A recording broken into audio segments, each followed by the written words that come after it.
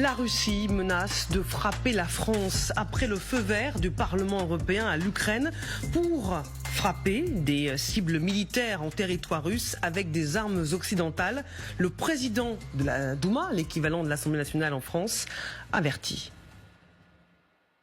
Ce que réclame le Parlement européen conduit à une guerre mondiale avec des armes nucléaires. Si quelque chose comme cela se passe, la Russie ripostera avec fermeté en utilisant des armes plus puissantes. Pour votre information, le temps de vol d'un missile Sarmat jusqu'à Strasbourg est de 3 minutes et 20 secondes. Un missile Sarmat peut frapper Strasbourg, où se trouve le siège du Parlement, en 3 minutes et 20 secondes.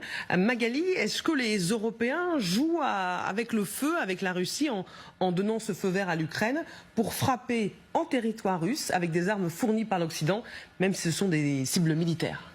Alors d'abord, les Européens n'ont pas donné leur feu vert parce qu'en fait c'est une résolution votée par les eurodéputés, mais qui n'ont pas un pouvoir décisionnel immédiat. C'est un pouvoir d'incitation. Voilà, c'est ça. C'est-à-dire que le Parlement européen a décidé de voter cette résolution qui réclame en effet davantage d'armement pour l'Ukraine, de tenir aussi les engagements européens, de livrer suffisamment de munitions, et qui demande aux dirigeants européens d'autoriser les Ukrainiens à pouvoir frapper dans la profondeur du territoire russe avec l'armement occidental. On sait que le débat n'en finit plus, il y a des hésitations occidentales, notamment américaines. Le Premier ministre britannique, il y a encore quelques jours, était à Washington. Cette question a été sur la table avec Joe Biden, qui n'a pas donné son feu vert. Et les dirigeants européens, quand même, attendent de voir la décision américaine. Et donc là, c'est un coup de pression que les eurodéputés mettent sur les dirigeants pour dire il faut aller plus vite, plus loin. Riposte immédiate de Moscou, qui, donc, par le biais du président du Parlement, qui répond donc au Parlement européen, vise directement Strasbourg, parce que hier c'était en session plénière à Strasbourg qu'a eu lieu le vote de cette résolution, et qui évidemment menace du feu nucléaire. C'est pas la première fois que le président de la Douma menace ainsi d'apocalypse nucléaire. C'était les mots qu'il avait employés la dernière fois. Le but toujours est le même du côté russe, c'est d'intimider, d'essayer d'enfoncer un coin chez les Européens. Cette résolution, elle a été votée très largement par les eurodéputés, mais il y en a quand même plus d'une centaine qui ont voté contre. Et on voit bien qu'il y a un débat en Europe sur la crainte de l'escalade. Faut-il aller jusqu'à frapper directement la Russie avec de l'armement occidental? Est-ce que ce n'est pas le moyen de déclencher la colère et les représailles de Vladimir Poutine? Est-ce qu'il ne va pas s'en servir comme prétexte? Il y a des craintes côté européen, côté occidental, et évidemment, les Russes appuient sur ces divisions. Guillaume Laganne. Oui, Magali l'a très bien expliqué. Il y a effectivement une entreprise de guerre psychologique que la Russie mène depuis le début du conflit. L'objectif, je pense, n'est pas tellement militaire.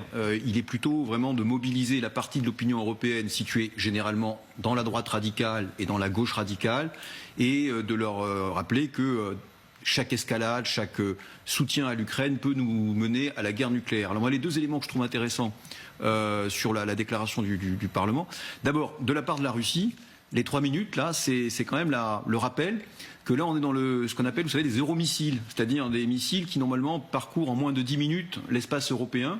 Et ce sont ces fameux missiles qui avaient été interdits au tout début à l'époque du Nouvel Ordre mondial, quand on a mis fin à la guerre froide. On a commencé par supprimer ces missiles. Et puis dernièrement, ce traité a été remis en question par la Russie, et aujourd'hui on a de nouveau une course aux armements en Europe avec des euromissiles qui sont déployés côté américain face à la Russie. Donc ça, c'est quand même quelque chose dont il faut être conscient, c'est qu'on a de nouveau une menace nucléaire directe sur le continent à travers ces missiles de courte et moyenne portée, alors qu'on était plutôt sur des missiles de très longue portée à la fin de la guerre froide.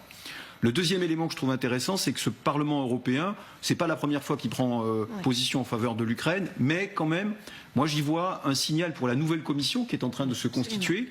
Il faut rappeler qu'elle sera composée d'un haut représentant à la diplomatie qui est issu de l'Estonie, Madame Kaja Kallas, qui a été à la tête de son pays très en faveur d'un soutien à l'Ukraine. Et puis cette commission, elle a un commissaire à la défense c'est un Lituanien, et là aussi c'est une nouveauté. Jusque-là, vous savez, l'Union européenne ne se préoccupait pas beaucoup de défense. C'était plutôt une organisation économique tournée vers la paix. Et là, on voit que ces préoccupations militaires sont introduites dans le débat européen. Bien sûr, c'est un début. Bien sûr, on continue à attendre le feu vert américain pour tout ce qui ressemblerait à ces frappes directes sur le sol ukrainien. Pour l'instant, il n'y en a pas. Hein. Pas de feu vert de Washington. Pour l'instant, il n'y en a pas. Mais ce qui est intéressant, c'est de voir que les Européens commencent à discuter entre eux de ce sujet et à prendre conscience que l'idée française d'autonomie stratégique, elle est importante parce que face à un défi à la sécurité européenne, il ne serait pas complètement illégitime que les Européens puissent décider en collaboration avec les Américains, mais le cas échéant sans eux, de soutenir l'Ukraine de cette manière. Écoutez la réaction de Maria Zakharova, hein, la porte-parole du ministère des Affaires étrangères russe, évidemment, qui n'a pas du tout apprécié cette porte ouverte, si ce n'est pas un feu vert, du Parlement européen à l'utilisation d'armes occidentales pour frapper le territoire russe. Nous avons déjà dit à maintes reprises que l'Union européenne a perdu toute indépendance. Ils suivent sans réfléchir. Comme l'a dit une jeune fille rescapée d'un camp de concentration, les nazis voulaient nous faire perdre la tête et paralyser notre volonté. C'est ce qui est arrivé à l'Union européenne aujourd'hui. Elle a perdu la tête et paralysé sa volonté afin de continuer à suivre une voie conflictuelle et suicidaire pour elle. Il s'agit d'une escalade des tensions avec la Russie. Escalade, voie suicidaire, il y a une volonté peut-être aussi d'interpeller et de faire peur aux opinions publiques européennes. Oui, c'est certainement la stratégie donc de Poutine, c'est la stratégie d'un dictateur qui à la fois cherche à être raisonnable en tenant compte effectivement de l'ensemble de la situation internationale, mais en même temps, les dictateurs sont très narcissiques également là. C'est-à-dire ils peuvent prendre une décision pour aller vers la guerre.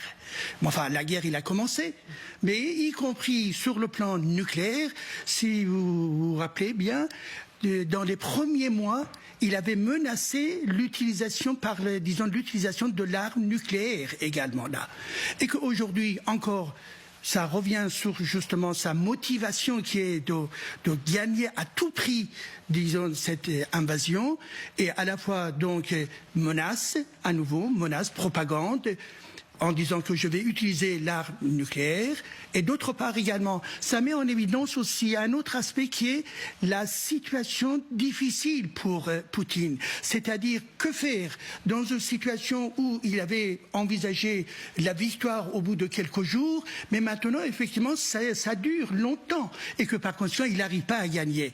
Et enfin, le dernier élément, ne pas oublier qu'effectivement la Russie, dans ses menaces, s'appuie également sur le régime iranien pour les drones, pour les missiles balistiques. Ah bon, on va y venir justement. Donc sur ces points-là, eh bien c'est un appui fort pour Poutine dans sa stratégie contre le monde occidental. Eh bien il a le soutien des grands dictateurs tels que Khomeini en Iran.